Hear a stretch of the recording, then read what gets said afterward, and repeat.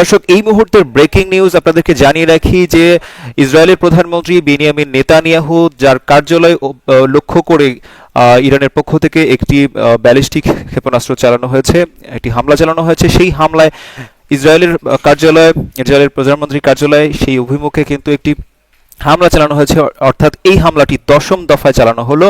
দশম দফায় হামলা চালানোর পর এই নেতানিয়াহুর কি পরিণতি হবে সেটি কিন্তু এখনো অস্পষ্ট। সেই পরিণতি এখন পর্যন্ত স্পষ্ট নয়। অর্থাৎ ইসরায়েলের প্রধানমন্ত্রী নেতানিয়াহু সুস্থ আছেন কিংবা তার কি অবস্থা রয়েছে বা সেখানে কতটুকু ক্ষতিগ্রস্ত হয়েছে, সেই ক্ষতিগ্রস্তের পরিমাণ কিন্তু এখনো জানা সম্ভব হয়নি, যেহেতু ইসরায়েলের পক্ষ থেকে এই ব্যাপারে এখন পর্যন্ত কোনো অফিসিয়াল বিবৃতি বা প্রতিক্রিয়া জানানো হয়নি। তবে ইরান কিন্তু দাবি করেছে, ইরানের যে ইসলামিক বিপ্লবী গার্ড আইআরজিসি, তারা একটি বিবৃতি প্রকাশ করেছে। সেই বিবৃতিতে তারা জানিয়েছে যে বেনিয়ামিন নেতানিয়াহুর কার্যালয় লক্ষ্য করে তারা ক্ষেপণাস্ত্র হামলা চালিয়েছে। সেই ক্ষেপণাস্ত্র তারা ব্যবহার করেছে, যে হামলায় যে অস্ত্রটি ব্যবহার করেছে খুররাম শাহর 4, যেটি খাইবার নামে পরিচিত। এইটি কিন্তু ইরানের দীর্ঘ পাল্লার অন্যতম একটি শক্তিশালী ব্যালিস্টিক ক্ষেপণাস্ত্র, এবং এই ক্ষেপণাস্ত্র ব্যবহার করে নেতানিয়াহুর কার্যালয়ে লক্ষ্য করে হামলা চালানো হলো। দেশটির সামরিক বাহিনী আইআরজিসি একটি বিবৃতি দিয়ে বলেছে যে তারা হামলার অংশ হিসেবে তেল আবিবে একটি সরকারি কমপ্লেক্স ব্যালিস্টিক ক্ষেপণাস্ত্র নিক্ষেপ করে। সেই ক্ষেপণাস্ত্রটি ইসরায়েলের যে প্রধানমন্ত্রী বেনিয়ামিন নেতানিয়াহুর কার্যালয়, সেটি লক্ষ্যবস্তু সক্ষম হয়েছে।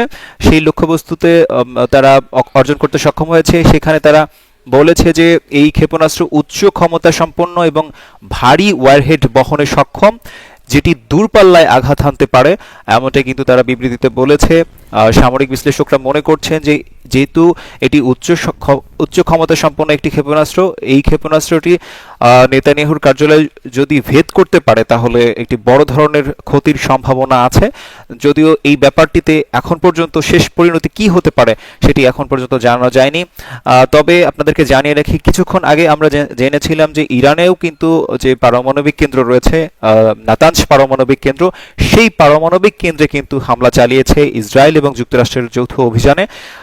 সেই হামলার পরবর্তীতে খবর এলো যে ইসরায়েলের প্রধানমন্ত্রী বেনিয়ামিন নেতানিয়াহুর কার্যালয় লক্ষ্য করে একটি ক্ষেপণাস্ত্র হামলা চালানো হয়েছে।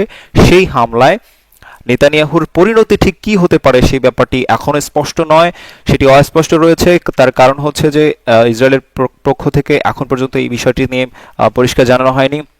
আমরা কিন্তু বেশ কয়েকটি গণমাধ্যমের সূত্রে আপনাদেরকে এই তথ্য নিশ্চিত করলাম। আপনাদেরকে আরো একটি বিষয় নিশ্চিত করি, যে সেটি হচ্ছে যে এই যে এই হামলায় সেটি কতগুলো মানে প্রাণ ক্ষতিগ্রস্ত হতে পারে, বা হচ্ছে আদৌ আসলে ইসরায়েলের প্রধানমন্ত্রী বেনিয়ামিন নেতানিয়াহু কোনোভাবে ক্ষতিগ্রস্ত হতে পারে কিনা, সেই ব্যাপারে আমরা কিছুক্ষণের মধ্যে হয়তো আপনাদেরকে আপডেট দিতে পারবো। তবে এখন পর্যন্ত এটি ছিল সবশেষ ব্রেকিং নিউজ যে ইসরায়েলের প্রধানমন্ত্রী বেনিয়ামিন নেতানিয়াহুর কার্যালয় লক্ষ্য করে ইরান একটি হামলা চালাতে সক্ষম হলো, এবং সেই হামলাটি তারা দশম দফায় চালিয়েছে, অর্থাৎ দফায় দফায় এই হামলা চালাচ্ছে। এবং সবশেষ হামলা তারা ইসরায়েলের যে প্রতিরক্ষা ব্যবস্থা রয়েছে সেই প্রতিরক্ষা ব্যবস্থা ভেদ করে তারা ইসরায়েলের প্রধানমন্ত্রীর কার্যালয়ে অভিমুখে তারা এই হামলাটি চালাতে সক্ষম হয়েছে। দুটো লক্ষ্যবস্তু ছিল এই হামলাটি। দুটো লক্ষ্যবস্তুর মধ্যে আরেকটি ছিল বিমান বাহিনীর যে প্রধান রয়েছে তার কার্যালয় অভিমুখে তারা একটি হামলা চালিয়েছিল। সেই হামলাটির সম্পর্কে আরো বিস্তারিত জানা যায়নি, তবে এতটুকু জানা গিয়েছে যে ইসরায়েলের প্রধানমন্ত্রী বেনিয়ামিন নেতানিয়াহুর যে কার্যালয় সেটিকে তারা লক্ষ্যবস্তুতে পরিণত করতে সক্ষম হয়েছে এখন পর্যন্ত। এটি ছিল আমার হাতে সবশেষ খবর। দর্শক, আবারও আমরা অন্যান্য খবর নিয়ে কিছুক্ষণের মধ্যে ফিরবো, আমাদের সঙ্গেই থাকুন।